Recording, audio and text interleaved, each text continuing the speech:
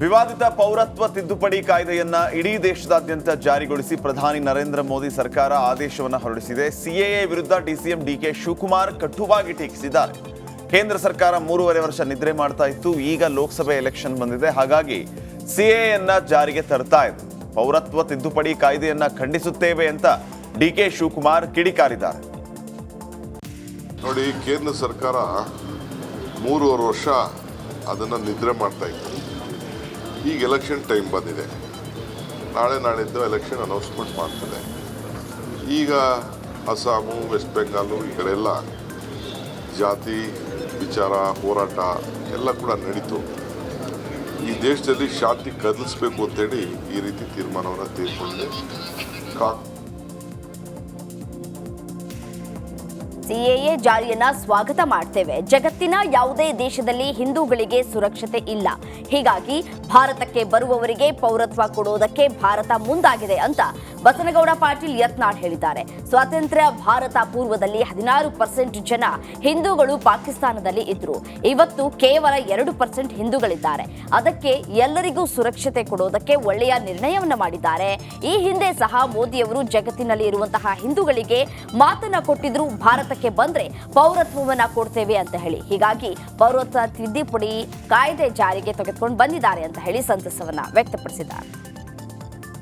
ಭಾರತೀಯ ಜನತಾ ಪಾರ್ಟಿ ನರೇಂದ್ರ ಮೋದಿಯವರು ನಮ್ಮ ಜಗತ್ತಿನಲ್ಲಿರುವಂಥ ಹಿಂದೂಗಳಿಗೊಂದು ಮಾತು ಕೊಟ್ಟಿದ್ರು. ಜಗತ್ತಿನಲ್ಲಿ ಯಾವುದೇ ದೇಶದಲ್ಲಿ ಹಿಂದೂಗಳಿಗೆ ಸುರಕ್ಷತೆ ಇಲ್ಲ ಅಂದರೆ ಅವರು ಭಾರತಕ್ಕೆ ಬರ್ತೀನಿ ಅಂದರೆ ಅವರಿಗೆ ಪೌರತ್ವ ಕೊಡಬೇಕನ್ನುವಂಥದ್ದು ಸಿಎದ ಒಂದು ವಿಚಾರ. ಅದನ್ನು ಇವತ್ತು ನಮ್ಮ ಪ್ರಧಾನಮಂತ್ರಿಗಳು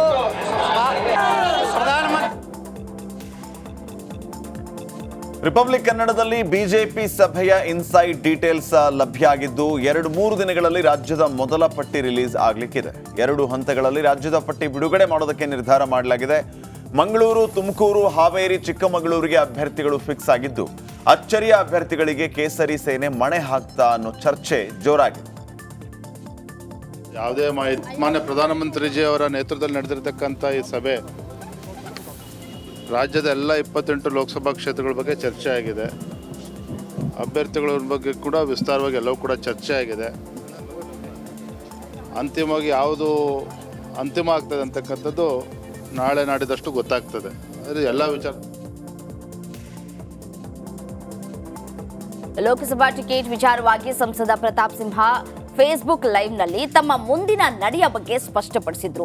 2 ದಿನಗಳಲ್ಲಿ ಟಿಕೆಟ್ ಅನೌನ್ಸ್ ಆಗಬಹುದು. ನನಗೆ ಟಿಕೆಟ್ ಸಿಕ್ಲಿ, ನನಗೆ ಸೇವೆಗೆ ಅವಕಾಶ ಸಿಗುತ್ತೆ. ನಾನು ನಂಬಿರುವಂತಹ ಎಲ್ಲ ದೇವರುಗಳು ನನ್ನ ಕೈ ಹಿಡಿತಾರೆ ಅಂತ ಸಂಸದ ಪ್ರತಾಪ್ ಸಿಂಹ ತಿಳಿಸಿದ್ದಾರೆ.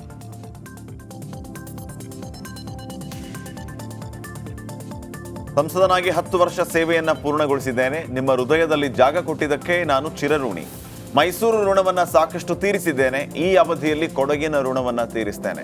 ಸಾಮಾನ್ಯ ಪತ್ರಕರ್ತನಿಗೆ ಪ್ರಧಾನಿ ಮೋದಿ ಟಿಕೆಟ್ ಕೊಟ್ಟಿದ್ರು. ಪ್ರಧಾನಿ ಮೋದಿ ಹೆಸರಲ್ಲಿ ನಾನು 2 ಚುನಾವಣೆ ಗೆದ್ದಿದ್ದೀನಿ ಅಂತ ಸಂಸದ ಪ್ರತಾಪ್ ಸಿಂಹ ತಿಳಿಸಿದರು. ಪ್ರತಾಪ್ ಸಿಂಹ ಈ ನಡೆ ಭಾರಿ ಕುತೂಹಲಕ್ಕೆ ಕಾರಣವಾಗಿದೆ.